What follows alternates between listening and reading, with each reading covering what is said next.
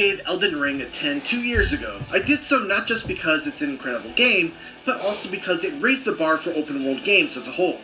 The way it encourages exploration, rewards curiosity, and challenges you to find your own individual solutions to difficult combat encounters by including tons of different viable weapons, spells, and other build options is absolutely exemplary. Now, FromSoftware is back to raise the bar on everyone yet again. This time when it comes to what you would expect from a simple DLC.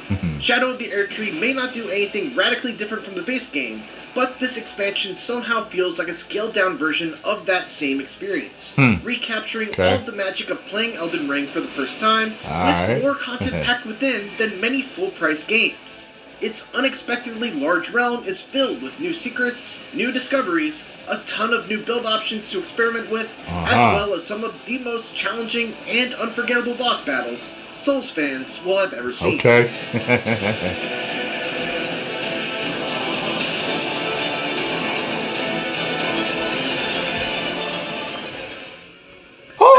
Into Shadow of the Erdtree thinking that I was some kind of Elden Lord badass, having defeated Malenia, Moog, Plasudasax, the Elden Beast, and every other big threat around. My level 150 character was armed with fully upgraded gear and the maximum number of flasks, but let me tell you, it did not take very long for the realm of Shadow to humble me.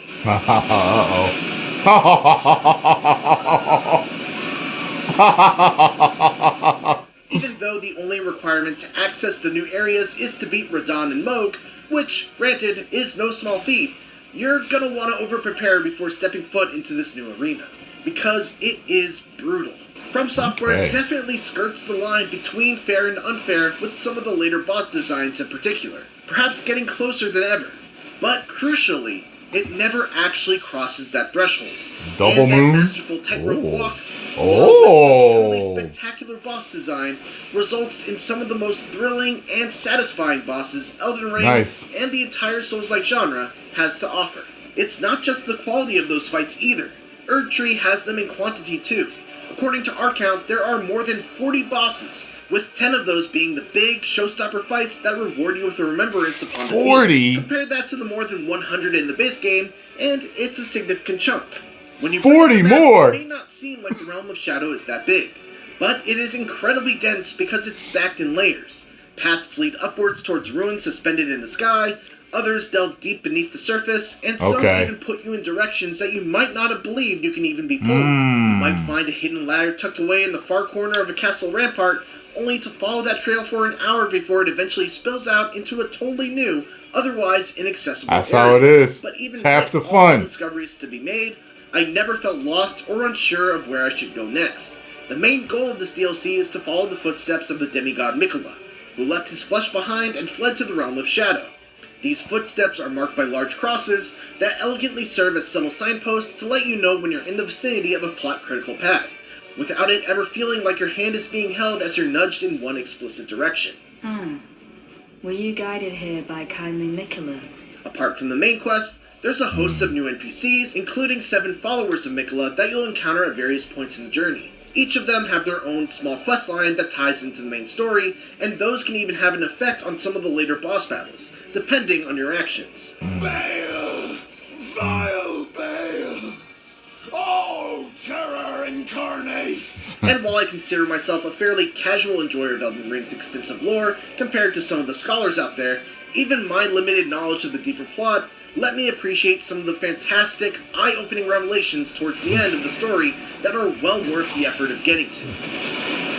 It took me about 25 hours or so to beat the final boss of Shadow of the Erdtree, but I could easily see myself putting in another 15 or 20 on just this one playthrough.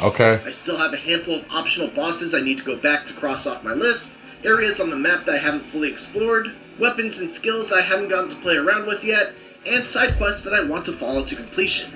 That's pretty much exactly like when I completed my review of the base game after about 80 hours. Which makes sense because Shadow of the Erdtree is essentially a mini Elden Ring adventure. It condenses the whole experience down to something comparatively compact, all of it satisfyingly tuned specifically for endgame characters who thought they've seen it all.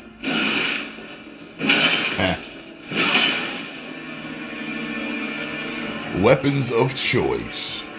While I haven't had any holy shit moments of awe, Like the first time I took the elevator down to the river, exploration and discovery throughout the realm of Shadow is still a delight thanks to its stellar art design, a great variety in the areas you get to explore, and the tantalizing rewards pretty much everywhere you turn.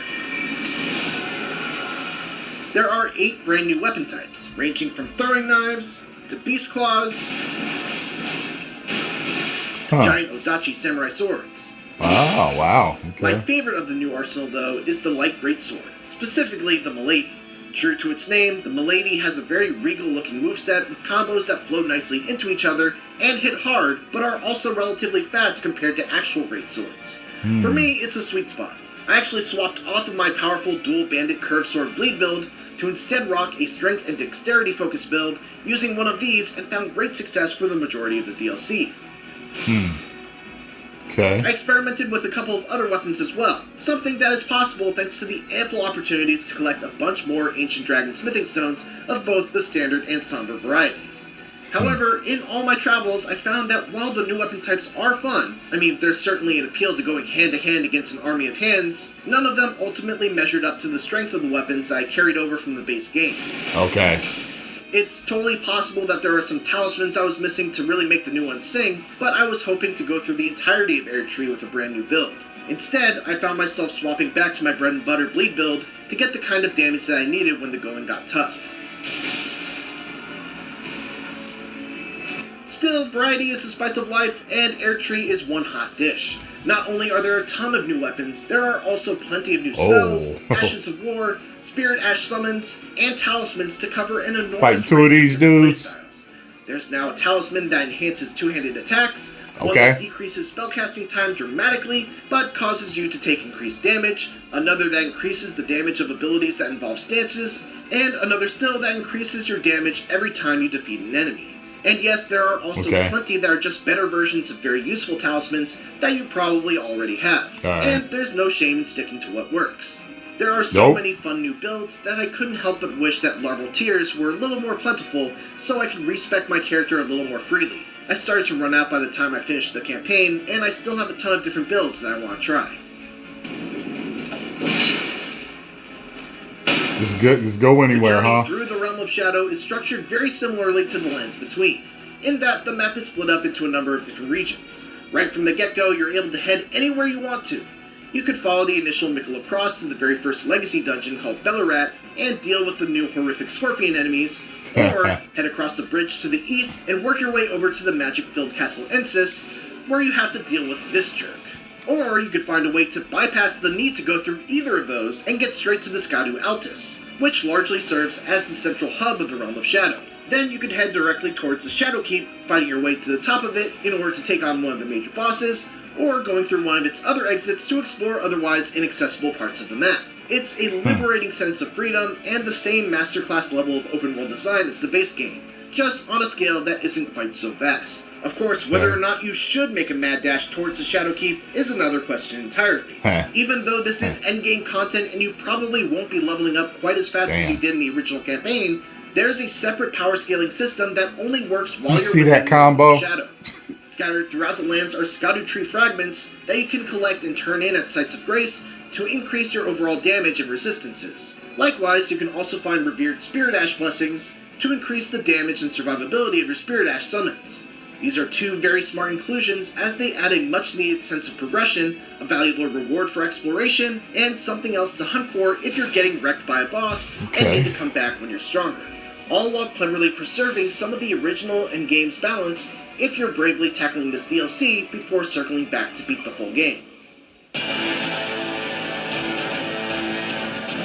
We got another 10? Is it like a 9 or 8? Fromsoftware says that Shadow of the Erdtree is the only expansion Elden Ring will get. Okay. So it's fortunate that it's hard to imagine a better DLC than this, as long as you're not hoping for it to do anything radically outside the box. Everything that I loved about the original has been condensed into an incredibly tight package, one that's the size of many standalone games all on its own, and can only really be considered small in comparison to the absolutely massive world of Elden Ring itself. Erdtree is absolutely jam-packed with secrets, valuable treasures, challenging boss battles, and horrific monstrosities to face off against, as well as cool new weapons, spells, Ashes of War, Spirit Ashes, talismans, and more to play around with and use to find even more novel ways to tackle its memorably brutal battles. Add on some very interesting lore revelations, not to mention the same spectacular visual design and stellar music that accompanies its larger-than-life bosses, and you've got what is certainly one of the best DLC expansions Another 10. I've ever played. All For right. more Elden Ring Shadow of the Erdtree, make sure that you're all set to go with our checklist of how to prepare for the DLC, along with our video showing how to level up quickly if you're not at a high enough level to tackle it yet. And for everything else, keep it here. Yeah. GN. I don't think I need to prepare. I'll check it out just in case there's something I'm missing, but I know that I went, I know that I've beaten those bosses already. I don't think I did a new game plus, so I think I'm good. Yeah. And the other day I went and I was like refamiliarizing myself with it, so I think I'm ready. Y'all ready? Woo! Post comments down below. Let me know what you all thought. If you enjoyed my reaction, hit the like button, subscribe, and share.